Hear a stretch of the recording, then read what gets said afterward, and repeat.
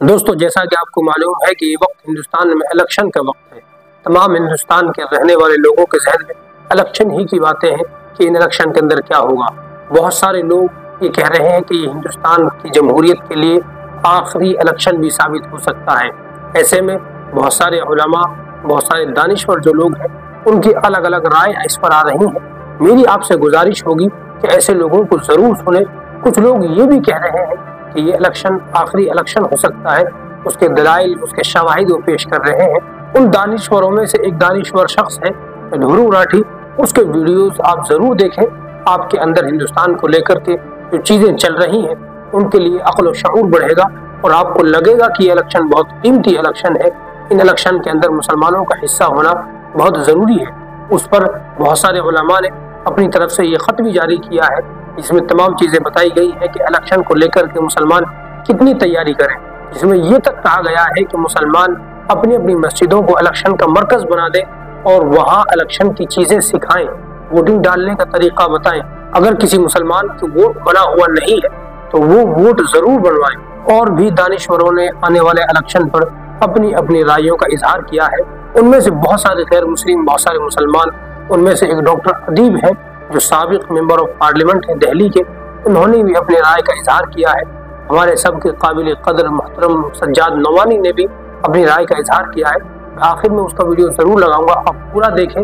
لیکن آپ سے اس بیچ گزارش ہوگی کہ دھرو راٹھی اور الیکشن کو لے کر کے بہت سارے لوگوں نے جو باتیں کہیں اور جن جن باتوں کا خدشہ ہے ان باتوں کو ضرور دیکھیں، اور جو باتیں آپ کو سمجھ میں آتی ہے ان پر بحث کریں۔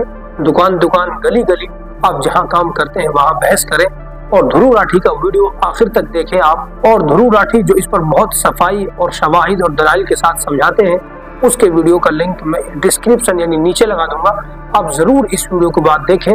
اس سے پہلے آپ مولانا سجاد نعمانی کا یہ ویڈیو دیکھیں اور اس ویڈیو کو آگے پہنچائیں۔ اور ہمیں ہوش میں آنا بہت ضروری ہے کہ الیکشن کتنا اہم اور کتنا ضروری ہے۔ والا جو الیکشن ہے اس میں بھی ہم کو یہی سوچ کر حصہ لینا ہے کہ ہم کو جاہلیت کے ظلم و ستم کو کم کرنا ہے اور دھیرے دھیرے ختم کرنا ہے۔ کہیے انشاءاللہ۔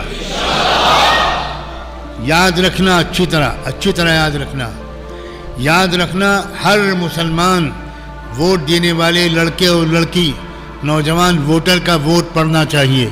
ایک بھی ووٹ ایسا نہیں ہونا چاہیے جو نہ پڑھے۔ میں جانتا ہوں ایک بھی ووٹ نہ پڑھے۔ یاد رکھنا، اگر آپ ہر عمل نیت کے حساب سے ہوتا ہے، انما الاعمال بالنیات، کوئی ووٹ ڈالتا ہے کسی اور نیت سے، آپ ووٹ ڈالیں اس نیت سے کہ میں چاہتا ہوں کہ میرے ووٹ کے ذریعے میرے ملک کے اندر ظلم کم ہو، میرے ملک کے اندر عزتیں کم لوٹی جائیں، میرے ملک کے اندر بے گناہ لوگوں کو جیل میں ٹھوسنا بند ہو۔ آپ کا ایک ووٹ بہت کچھ کرا سکتا ہے۔ کاہلی سستی مت کیجیے گا۔ ووٹ الیکشن کے دن میں آپ سب پہلے سے اپنی جماعتیں بنا لیجئے، اپنی کمیٹیاں بنا لیجئے، ہر محلے کے اعتبار سے اور بوتھ کے ذمہ دار ہونے کے اعتبار سے ایک ایک ووٹر مرد اور عورت کو عزت کے ساتھ لے جا کر ووٹ ڈلوائیے۔ انشاءاللہ کریں گے؟ بہت ہی اہم مسئلہ ہے۔ میں اس سے زیادہ اس موضوع پر بات کرنے کی ضرورت نہیں سمجھتا، اتنا اشارہ کافی ہے۔ الیکشن کو دین سے ہٹ کر کوئی کام مت سمجھیے گا۔ یہ مت سمجھیے گا کہیں آپ میں کوئی ایسا بیٹھا ہو کہ آج حضرت نے مسجد میں الیکشن کا ذکر کر دیا۔ آپ کو نہیں معلوم اس الیکشن کے نتیجے اگر غلط نکل آئے تو پھر کیا ہوگا، آپ سمجھ بھی نہیں سکتے۔ ظلم کی ندیاں بہیں گی، قتل عام ہوگا، جیل چھوٹے پڑ جائیں گے اور اللہ جانے کیا کیا ہوگا۔ اور انشاءاللہ یہ نہیں ہوگا، یہ نہیں ہوگا۔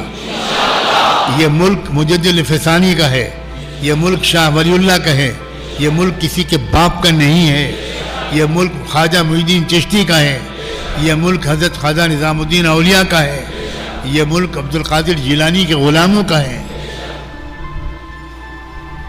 اس لیے آپ سب اس خبر کو عام کریں، عورتیں بھی ووٹ ڈالیں۔ ابھی تک جن لوگوں نے اپنا ووٹر آئی ڈی نہیں بنوایا، اب بھی اگر بن سکتا ہو تو ضرور اس کو بنوائیں۔ یہ بات میں بہت اہمیت کے ساتھ کہنا چاہ رہا ہوں۔